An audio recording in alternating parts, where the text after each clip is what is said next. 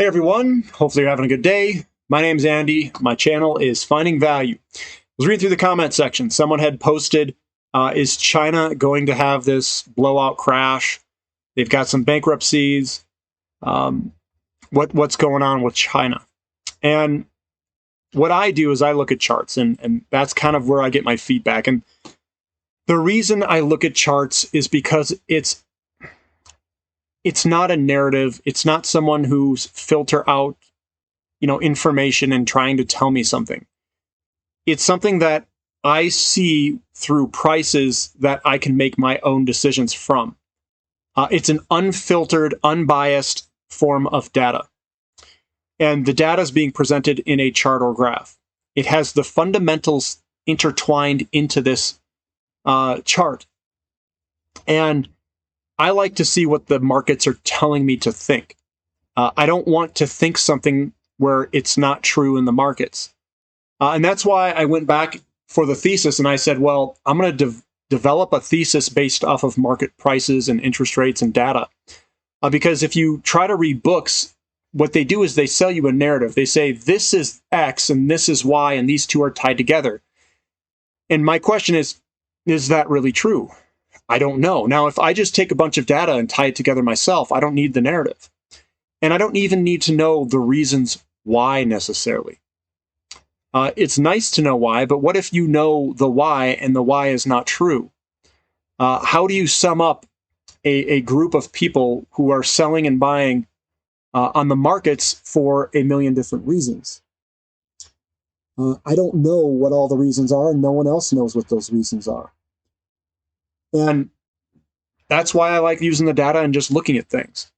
It doesn't mean that I am getting the correct interpretation of the graphs per se. Most of the time I think I'm getting the correct interpretation, right? But sometimes, you can draw things and get things a little bit different than someone else does. And you can look at data differently amongst different people. But we're going to look at some data. We're going to look at some of the Chinese things, look to see if we've got a crash going on, or are they okay? Are they bottoming and about to turn up? What's going on? And is this going to spread into other areas? I don't necessarily know the answer to all that, but we can look at some charts. We can look to see what some of their companies are doing and if they're going to look like they're ready to crash. Now, again, this is just my financial opinion. Please don't use it as advice. But let's look in here and see what's going on. So I've got BABA. This is Alibaba Group. We were in a nice big uptrend since 2016. We're moving on up, and we broke that downtrend in 2021 recently. And we've been moving on down, and it looks like we're still kind of in a downtrend almost. It looks like it's trying to break it. And I don't know if we've broken it yet. It looks close like we have. It's been pretty steep, so this thing could come back up, nice big V bottom. But to me, it looks like it's already basically crashed. I mean, $140 to $320, that's a pretty big haircut. It's a little over 50%. And then looking at Beidou here, we came on up, formed this pattern, broke to the downside, came back up again, and then we're coming back down. And it looks like we broke the downtrend. Looks like we're coming back up. So that one looks like it's almost recovering for Beidou. It doesn't look horrible, and it looks like we've got higher lows stepping up continuously. So that one doesn't look too bad to me. Now here's EEM, and I think EEM looks fantastic. We've got this big pattern from 2008. It basically broke, was going to run in 2019, and then COVID came and said, nah, and then we came right back as the structural underlying fundamentals of the market has EEM going higher. Now we are paused right now, but I think that's just a short-term pause, and then we're going to move higher again because we're breaking this massive pattern, and the pattern size, the projected move is from this top to bottom here, and then you project it upward. It's quite a bit higher than where we are today. But overall, we're just we were chopping sideways in this pattern. We broke to the upside. We're moving to the upside. That looks great. What this is kind of predicting, in my opinion, is a weaker dollar. I think we're going to get a weaker dollar, and this thing's going to rocket higher. This is also tied to gold itself. Notice that this looks very similar to gold. It's not the same, but similar. Now here's China index. Here's the China index. We're coming up in this big old pattern here, and it was going to break, looks like, in 2020, and it broke down, creating this little pattern here, and we're right at the bottom of the channel. And I don't think it looks that bad. I would almost be a buyer down here. So to me, I think this looks absolutely fine. There's no big worry, I think, with this chart pattern there. I think it's going to turn and go on up. Now here's China Life Insurance Company. This thing had a huge kind of coming up in here. We've been chopping sideways. We got this huge pattern that's developed since 2008, 7-8. And we're right at the bottom here. And I mean, this doesn't look bad for an entry point if it stays in the channel and breaks to the upside. Given if we have a weaker dollar, usually weaker dollar, people prefer to invest in the dollar or dollar-denominated assets when inflation is low and interest rates are low, and we have a strong dollar. When the dollar weakens, what they do is they run to these type of companies because they're going to get a different currency that appreciates against the dollar. And if you've got patterns that break like this, we can get, price appreciation as well.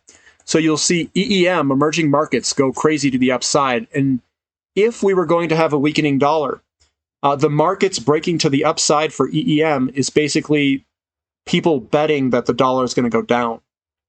And that's why I'm looking at this stuff kind of to see, hey, look, what is it doing? And all these look like they're ready to break to the upside. Now here's China Mobile. China Mobile had this little kind of pattern developing. It broke to the downside. I think we're regaining to move on up. It looks not bad here to move on higher. And I'm not doing anything with this. I'm not buying China Mobile.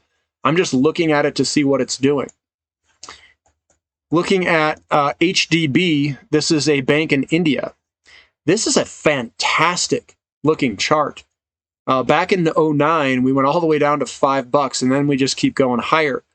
I own HDB and IBN. This is Ishi Bank and HDFC. I think this is just going to continue to go on up. I do, because if we get a weaker dollar, this is going to go up. The demographics for India is absolutely awesome, and I think their banking system is going to continue to grow.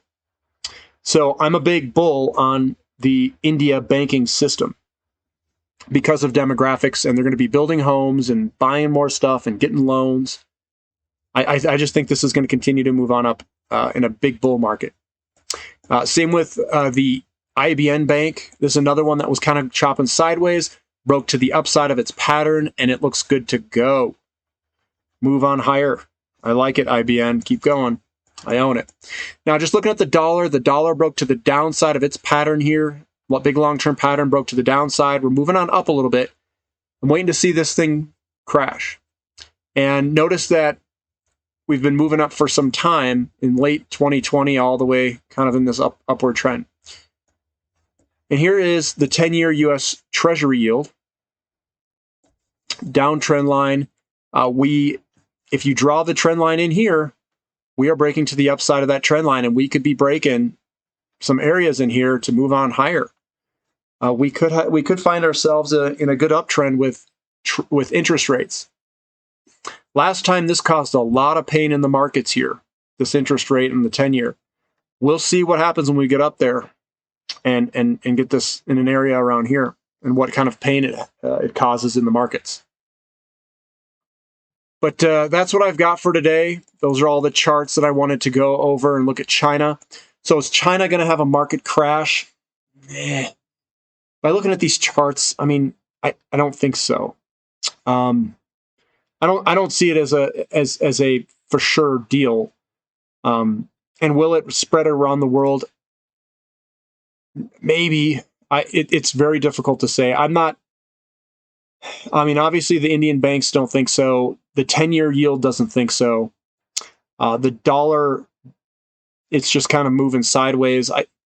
If we were going to have a crash that was going to spread all over everywhere, I would think that the 10-year yield would go down because people would run into bonds.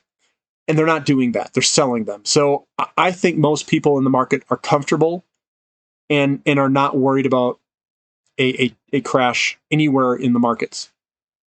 That's what I see. But you know what? I could be wrong.